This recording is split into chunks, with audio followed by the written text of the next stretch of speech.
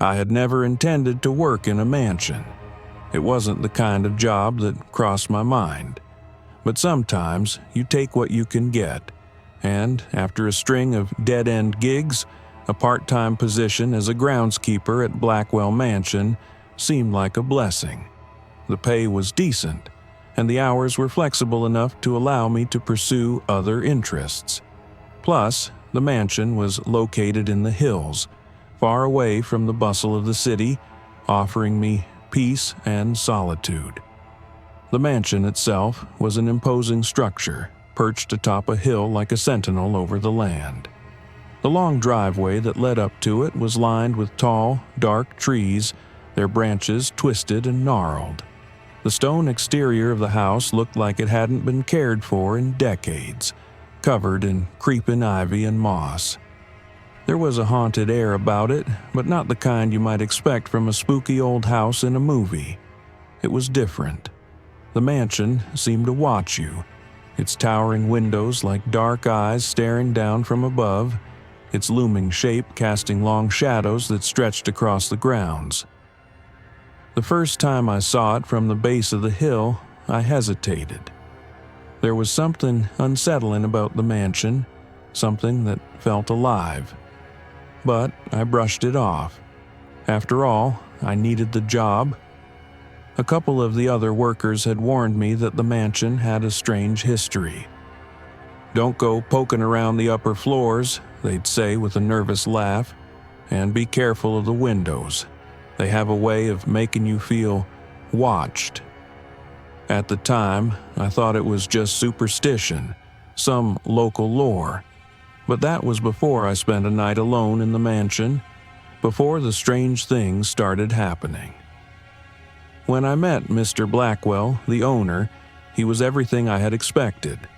A stoic, middle-aged man with an air of authority.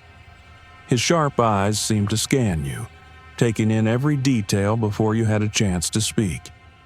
He didn't say much, but there was a quiet intensity to him, something that made you uncomfortable in the best way. He showed me around the grounds, gave me a brief introduction to the tasks I would be handling.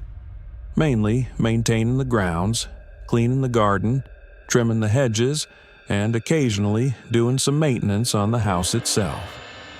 It was an easy enough gig. The inside of the mansion was just as foreboding as its exterior. The hallways were dimly lit, with old portraits lining the walls, their faces obscured in shadow. The floorboards creaked underfoot, and the air smelled like dust and forgotten time. The windows were large and arched, with thick velvet curtains that always seemed to hang just slightly ajar, as if the mansion itself wanted to peek out at the world. I was tasked with cleaning the front room, but when I entered, I found the windows staring back at me, their dark panes gleaming in the dim light. The first day was quiet. I didn't notice anything particularly strange. It was just a house, old and creaking like any other. But as I worked, something in the back of my mind kept tugging at me, a strange sense of being watched, a prickling on the back of my neck. I told myself it was nothing, just my imagination running wild. But the sensation didn't fade. It followed me from room to room. The house felt alive, its dark windows always in my line of sight, watching, waiting. That night, after my shift ended, I retreated to my small apartment on the edge of the estate. The full moon cast long shadows across the property, and the wind howled through the trees. But the mansion, Blackwell Mansion, stood still, its dark windows glowing under the pale light. I thought of those windows often, but more than that, I thought of the way they made me feel, as though they were more than just glass and wood, as if they could see, feel, and judge. I had a bad feeling about the place. I couldn't explain it, but I knew that something in the mansion wasn't right. The next few days in the mansion felt like an endless cycle of mundane tasks. I cleaned the grounds, trimmed the hedges, and cleared away the dead leaves that had accumulated in the courtyard. But each time I worked near the mansion, I could feel its presence, watching. The large windows, the ones that line the walls of the mansion, were always in my peripheral vision. I tried to ignore it, but I couldn't shake the feeling that they were observing me. They seemed to reflect the world around them, but at times I could swear they looked back with something more, something that noticed me. I had seen no other guests at the mansion, and Mr. Blackwell barely spoke to me. He would appear briefly when I needed instructions or clarification, but he mostly kept to his study, and I never saw him for long periods. The staff, too, were sparse. There were 2 women who cleaned and maintained the house, but they rarely spoke to me, and when they did, they offered vague responses to my questions about the mansion. They had a strange way of looking at the windows, too, always avoiding them, as if they knew something I didn't. I began to feel as though I was living in a house full of secrets, the answers just out of reach. The atmosphere was thick, almost suffocating. The mansion, despite being magnificent, had an air of decay, as if it were teetering on the edge of some hidden truth, something buried under years of dust and neglect.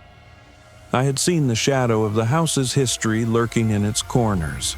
Old portraits, cracked frames, and faded photographs decorated the walls, but they didn't feel like pieces of art.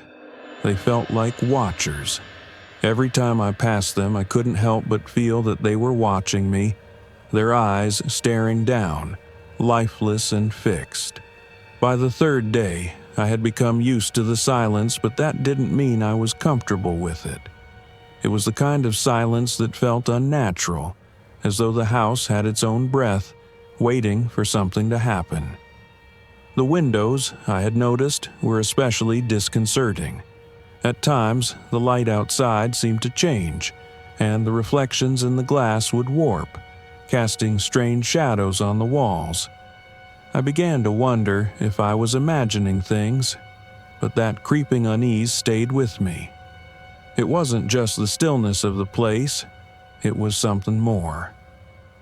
On the 4th night, as I was finishing up my duties, I noticed something that made my stomach drop.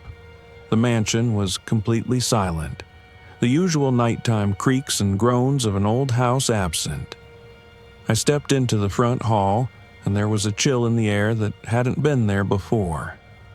The windows in the grand room were cracked open slightly, and I could see the faint glow of moonlight pouring in from outside. And then the wind shifted. The curtains of the large windows billowed inward, but the breeze felt wrong. It wasn't natural. It was colder than it should have been. The temperature in the room dropped, and for the first time, I felt a true sense of dread. My breath fogged in the air, and my skin prickled with the cold. But what really caught my attention was the reflection in the glass. There, in the reflection of the window, was a figure. I froze, my heart hammering in my chest. The figure was only a silhouette, an indistinct shape, tall and shadowy. It stood in the corner of the room, just beyond my vision. My mind raced as I tried to make sense of it. Was it a trick of the light? A shadow cast by the furniture? But as I looked closer, I saw that the figure didn't move. It was standing completely still, its outline dark against the glow of the moonlight. I turned around, my legs unsteady beneath me. The room was empty. No one was there. I stared at the window again, the reflection now showing the empty room, but the shape was gone. It wasn't there, it had disappeared. The feeling of being watched intensified as the seconds passed. The windows, those dark, empty eyes, seemed to be drawing me in, waiting for me to look. I quickly left the room, my pulse racing, and headed toward the stairs. The windows in the hall seemed to leer at me, their glass catching the moonlight in a way that made the shadows twist and pulse. My legs shook with each step, but I tried to push the feeling of dread away. I reached my room and locked the door behind me. I sat on the edge of the bed, my mind still reeling from the encounter. Was I losing my mind? Had the isolation of this place driven me to hallucinate? But as I sat there in the quiet, I knew deep down that something was very wrong with this house. I looked over at the window in my room, the curtains drawn closed. For a moment, I thought I saw something flicker in the corner of my eye. A shadow that didn't belong, a figure that wasn't mine. But when I turned to look, the room was empty, just like always. I lay back on the bed, trying to shake the feeling of unease that had settled into my bones. The mansion was haunted, that much was clear. But what I didn't know was just how deep the haunting ran. The spirits, the shadows, they weren't just lingering in the corners of the house. They were inside, waiting to be freed. And somehow, I had unwittingly become a part of whatever dark force was at work here. Sleep didn't come easy that night. As I lay awake in the dark, I could feel the weight of the mansion pressing down on me.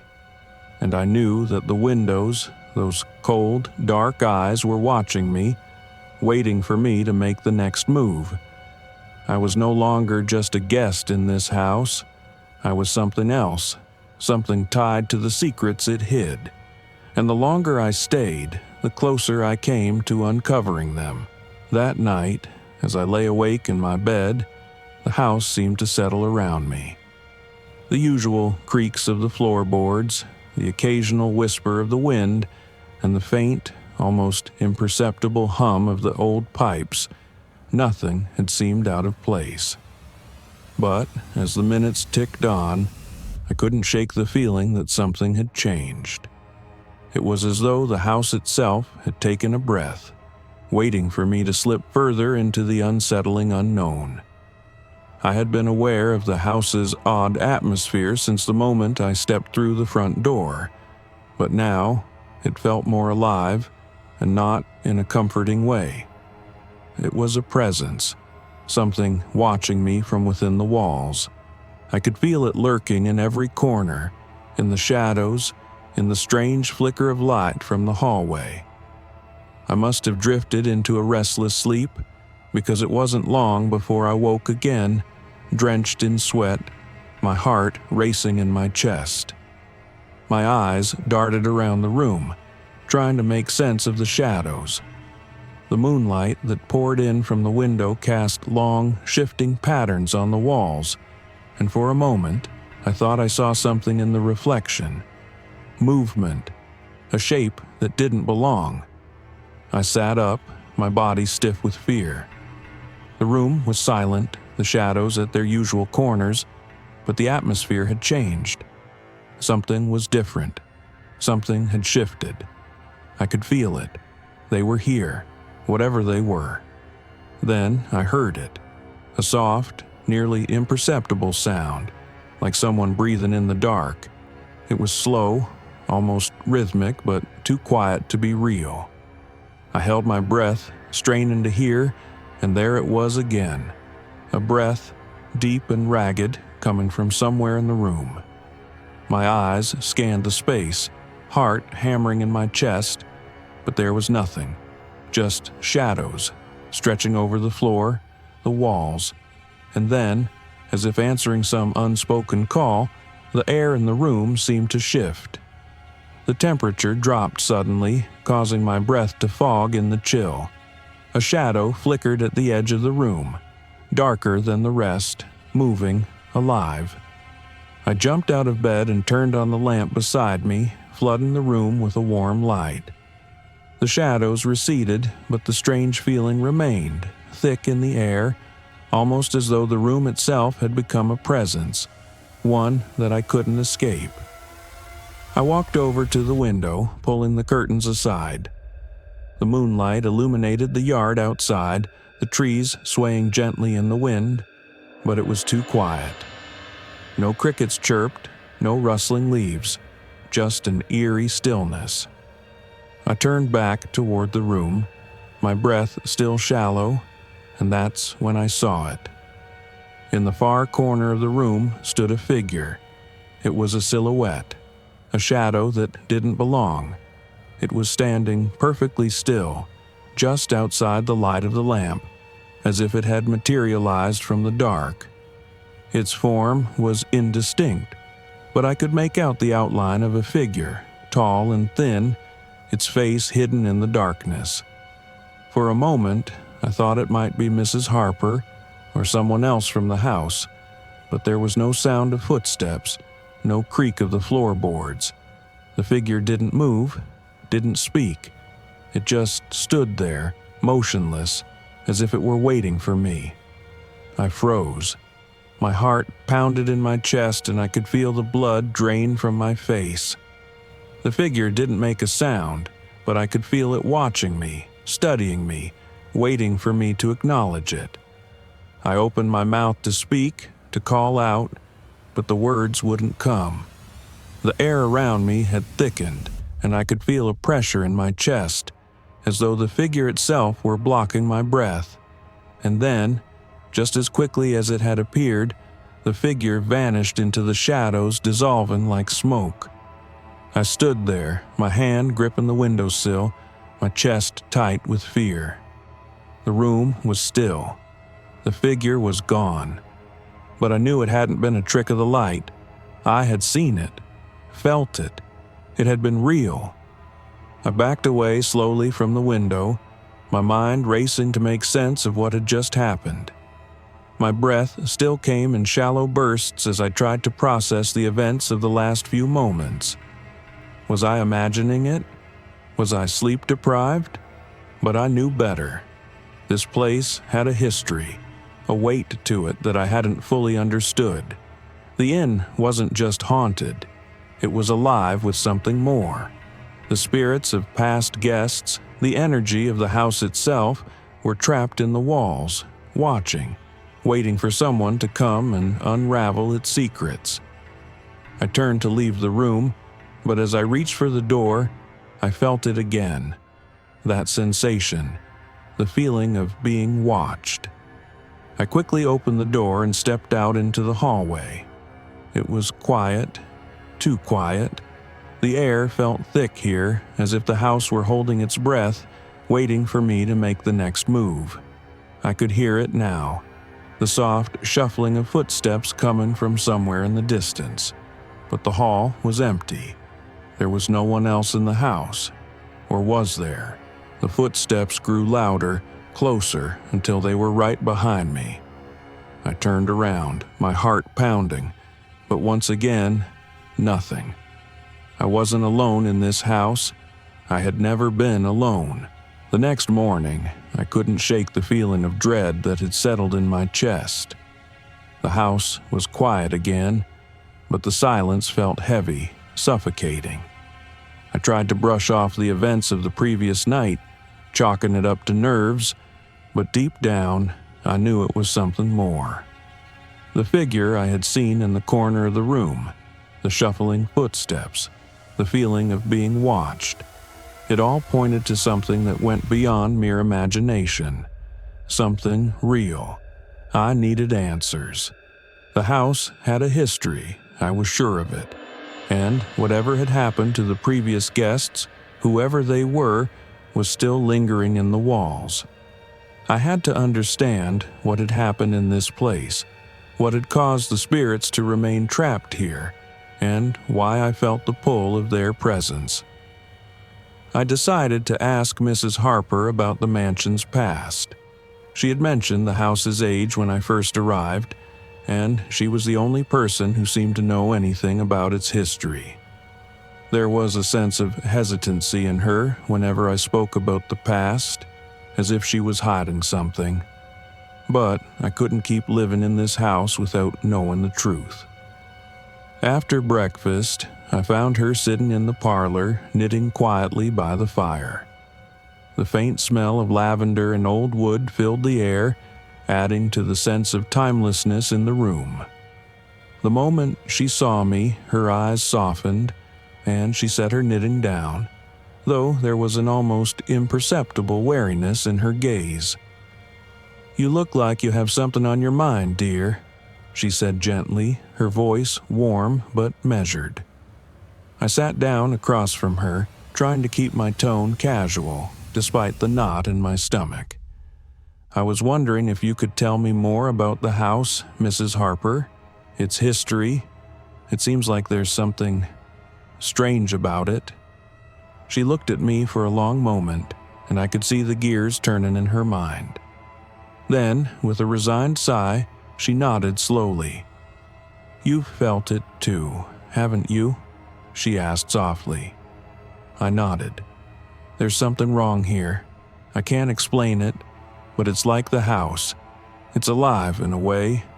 I can feel it watching me, waiting." Mrs. Harper took a deep breath and then began, her voice steady, though I could hear the trace of fear in her words. "This house was built many years ago by a man named Jonathan Blackwell. He was a wealthy landowner, and the house was meant to be a symbol of his success, grand, imposing, meant to last for generations. But Blackwell was a man obsessed with power. He was not only interested in wealth, but in the supernatural as well. He believed that by harnessing certain forces, he could control his destiny. He was trying to do things he shouldn't have." I leaned forward, eager to hear more. "What kind of things?" Mrs. Harper's eyes darkened. "He was involved in occult practices, things that people in town whispered about but didn't talk openly. He brought in specialists, people who claimed to know how to communicate with spirits. He sought to open a gateway to cross over to the other side. He believed that by doing so he could unlock eternal life, that he could gain power over death." I felt a cold shiver run down my spine. "Did he succeed?" "No," she whispered, "not in the way he thought." I sat in stunned silence as Mrs. Harper continued. "Blackwell's experiments with the supernatural didn't go as planned. The rituals he performed here, whatever he was trying to do, opened something that wasn't meant to be disturbed. The spirits he tried to communicate with didn't respond the way he expected. They were trapped. The gateway he opened connected this house to something else, something dark, and the spirits, well, they're not like normal ghosts. They're not at rest. They're stuck here, caught between worlds. They can't leave, and neither can anyone who stays here for too long." My mind reeled. The house wasn't just haunted, it was cursed, and I had unknowingly walked into the heart of it. The spirits that were trapped in the house, the ones that had been waiting for something or someone to release them, it was all connected, and now I was a part of it. "Do the spirits know about the curse?" I asked softly, my throat dry. Mrs. Harper nodded, her gaze distant. "They know, and they know what they want. But there's a price. When Blackwell opened that gateway, he didn't just connect the house to the spirits. He connected it to the shadows too. The spirits that live here are not just trapped, they're feeding. And once you've stayed in this house long enough, it feeds on you too." The room suddenly felt colder. The fire in the hearth crackled, but the chill in the air seeped deeper into my bones. I have to leave," I said, the words rushing out of me. "I can't stay here, not after what you've told me." Mrs. Harper shook her head slowly, her eyes clouded with an emotion I couldn't quite place. "You can't leave. Once you've stayed, once the house has claimed you, you're part of it. You belong here. The spirits don't let anyone leave without a cost." I stood up, my legs shaking. "But what can I do? How can I escape this? I don't want to become like them, trapped here." Mrs. Harper didn't answer right away. Her gaze dropped to the floor and she seemed lost in thought. Then, finally, she looked up at me, her face etched with sorrow. The only way to free yourself, she said softly, is to confront the source. You have to face the spirits. Face what Blackwell unleashed. The windows. They're the eyes. They were the first thing he used to see the other side. And they're the only way to close the gate. I turned to look at the windows, the dark, lifeless panes that had always made me uneasy. I knew now that they were more than just windows. They were the key to the curse, to the source of the haunting. I had to face it. I had to close the gate before I became one of them. The spirits trapped in the mansion, forever feeding on the fear of those who stayed too long. That night, I couldn't sleep. The weight of Mrs. Harper's words pressed heavily on my chest, like a constant, suffocating presence. The mansion had a long history of trapping those who entered, and now that I had unwittingly stepped into its dark grasp, I wasn't sure how much time I had before the spirits fully took hold of me. Mrs. Harper's warning echoed in my mind. The spirits feed on you. The thought made my skin crawl.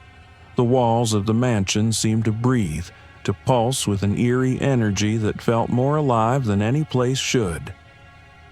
I lay in bed, staring at the ceiling, but I couldn't shake the feeling that the mansion wasn't just haunted. It was watching me. The shadows in the room seemed to shift, their forms twisting and stretching at the edges of my vision.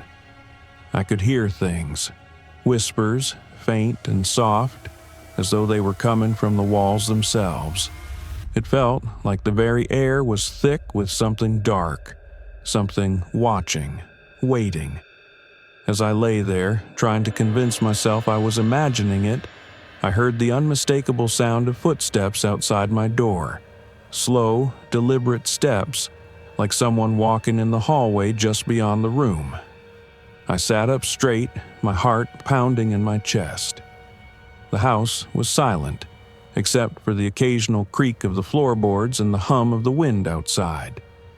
But those footsteps, those heavy, deliberate steps, were too clear, too real. I hesitated, then pushed the covers back and slowly approached the door. My hand shook as I reached for the handle. I didn't know what I expected to find, but when I opened the door and stepped into the darkened hallway, there was nothing. No one. The air was still, the house completely silent, as if nothing had happened at all. But the feeling of being watched was stronger than ever.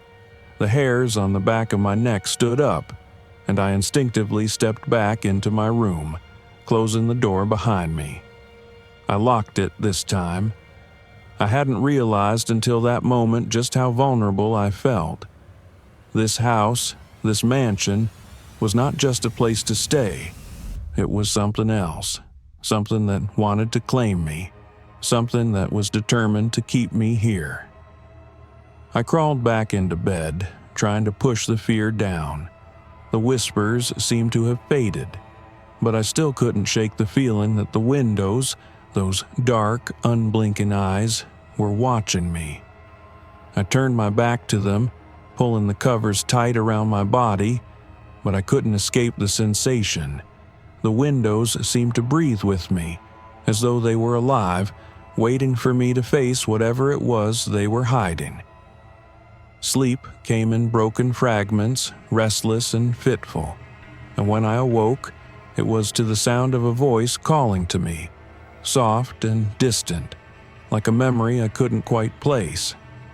The voice wasn't loud, but it was clear, calling my name from somewhere deep within the house. I shot up in bed, my heart racing.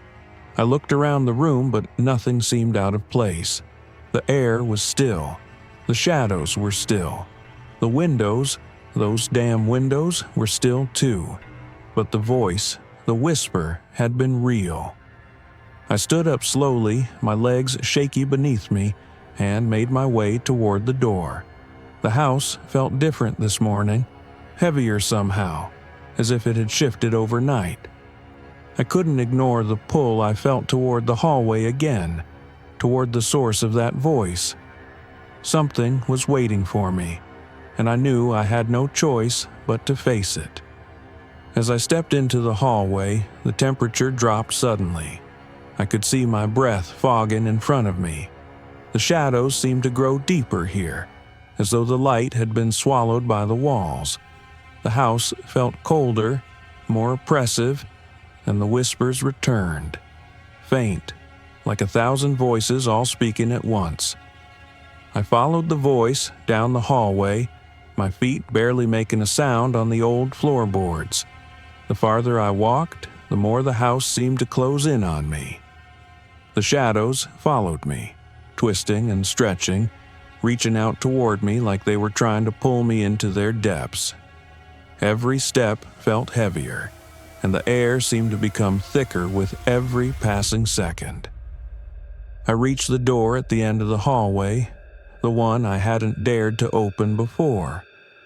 Mrs. Harper had warned me about the room behind it, but the whispers were now louder, almost demanding that I open it. My hand was drawn to the handle, but I hesitated, staring at the door in front of me. The house felt like it was breathing, exhaling in time with my pulse. I couldn't turn back.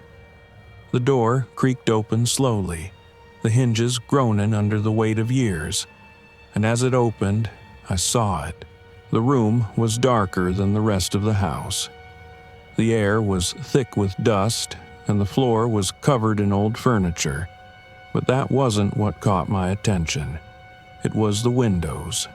There were several in the room, but they were not the same as the others in the house. These windows were bigger, darker, and the glass seemed to shimmer with a strange, unnatural light. I could feel them, watching me through the reflection of the light that filtered through the curtains. Their surfaces seemed to ripple, like water, distorting what I could see through them. The whispers intensified, louder now, more insistent, until they were no longer whispers. They were voices, names, calling out to me from behind the glass. "Come closer." The words were chilling, like a hand reaching out of the glass, pulling me toward it. I stepped back, my heart racing, but the pull was undeniable. The windows, they wanted me to come closer. I took another step forward, my body moving against my will, and the closer I got, the more I could hear. The voices were clearer now, and they were all calling my name. "Don't fight it. You belong here." But as I stepped closer to the glass, the distorted figures inside the windows began to move. They weren't reflections anymore. They were alive. The moment I stepped closer to the windows, I felt the world around me shift. The voices, those haunting, insistent voices, grew louder, filling the room, the house, until it was all I could hear. They weren't just whispers anymore. They were screams, wailing in sorrow and rage, and they were all calling to me, pulling me closer to the glass. "Come closer." The voice that spoke this time wasn't human. It was cold, ancient, and full of malice. The sound seemed to reverberate in my very bones, vibrating through the walls of the room. I wanted to step back, to turn and run, but my feet refused to move. The pull toward the windows was too strong, the invisible force binding me to the spot. I could see figures now, inside the glass, moving, twisting shapes that flickered like ghosts trapped in the reflections. They were distorted, their features warped and elongated, their eyes wide and empty, staring directly at me. One of them stepped forward. A man, his face pale and gaunt, his clothes old-fashioned. He was wearing a suit from a different time, from the early days of the mansion. He raised his hand and pointed directly at me. "You've awakened us." The voice echoed through the room, and as the man in the window spoke, the other figures began to stir. They were like shadows at first, figures that swam in the glass, flickering and distorting with each heartbeat. The shapes were familiar, though I didn't know from where. I could see their faces now, faces of people who had lived and died here, their bodies forever imprisoned in the glass. It was you, wasn't it? The man's voice was low, almost a growl. You opened the door. You woke us from our slumber. I shook my head, my mouth dry, my body trembling with fear. No, I didn't. I didn't mean to. I just... But the man in the window cut me off, his smile twisting into something sinister, something grotesque. It doesn't matter now. With a sudden movement, the glass of the window rippled, like water disturbed by a stone. The figures in the reflection surged forward, pressing against the glass as though trying to escape. But instead of breaking, the glass melted. It rippled like liquid, pulling the figures through, dragging them out from the reflections and into the room with me. I screamed, stumbling backward, but the room around me seemed to close in. The shadows grew longer, the walls pressing against me, squeezing the air from my lungs. The spirits of the past guests were no longer trapped in the glass. They were free, and they were coming for me.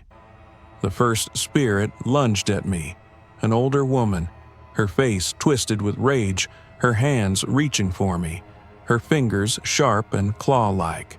Her skin was gray and decayed, her eyes black pits in her skull. She screamed in my face, a guttural, inhuman sound that filled my ears and rattled my mind. I tried to scream, but no sound came out. I backed up against the wall, my heart pounding in my chest, the coldness of the spirit seeping into my skin like ice. The woman's hand reached for my throat, but before she could touch me, a voice broke through the chaos. "Leave her alone." It was Mrs. Harper. She was standing at the entrance to the room, her frail figure illuminated by a faint light that seemed to glow from her, her eyes wide with determination. She held a strange, ancient-looking key in her hand, its surface etched with symbols I couldn't understand. The spirits froze. The woman's outstretched hand stopped inches from my neck. The room seemed to pause, the air still thick with tension. "You must go back." Mrs. Harper's voice was firm, commanding. "This is not your time. Your souls are bound here no longer." The spirits recoiled at her words, their eyes filled with fear and fury. The man in the window, the leader, the one who had been watching me, shrieked in rage. "You can't stop us. We are free now. You cannot close the gate." But Mrs. Harper didn't flinch. She stepped forward, the key glowing brighter with each movement. The gate was never meant to stay open. With a sudden, forceful motion, she thrust the key into the air, and the room seemed to tremble. The shadows shrieked, retreating back into the glass, the spirits howling in anger as they were pulled back through the windows, as though they had been dragged back into a prison they couldn't escape. The windows rippled again, the glass shuddering as if it were fighting against something unseen. The house groaned, the walls creaking and cracking, but slowly the pressure in the room began to ease. The shadows dissolved and the coldness began to dissipate. "You've freed them." The ringmaster's voice echoed one last time, distant and fading. "You can't leave without a price." But his words were swallowed by the silence that fell over the room. The spirits were gone. The windows were still. The house had quieted. And for the first time since I had arrived, the inn felt empty. I turned to Mrs. Harper, my voice barely a whisper. "What happens now?" She smiled softly, her face tired, but her eyes filled with a quiet relief. "Now, we close the door. The house will settle and the spirits will finally rest. But they will always be watching." I nodded, feeling a strange sense of peace settle over me, though I knew that peace was fleeting. The mansion, though now quiet, would always hold its secrets. The spirits would always be there, waiting. But for now, I was free. The gate had closed. But as I turned to leave, I couldn't shake the feeling that the mansion would never truly let go of those it had claimed. And somewhere, deep inside, I knew that one day it would call again.